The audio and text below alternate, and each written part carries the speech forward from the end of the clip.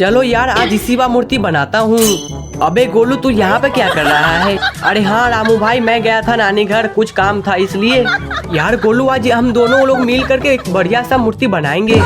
अरे हाँ रामू भाई मैंने सुना है आपने चैनल खोला है। अरे हाँ गोलू, लेकिन इन लोगों ने वीडियो देखते हैं लेकिन वीडियो को लाइक नहीं करते हैं। अरे रामू भाई आपने कर दी ना छोटे बच्चे वाली बात, ये लोग लाइक कर देंगे, ये लोग बहुत समझदार है। चल तू कहता है तो ठीक है, ये लोग लाइक कर दिए ही होंगे।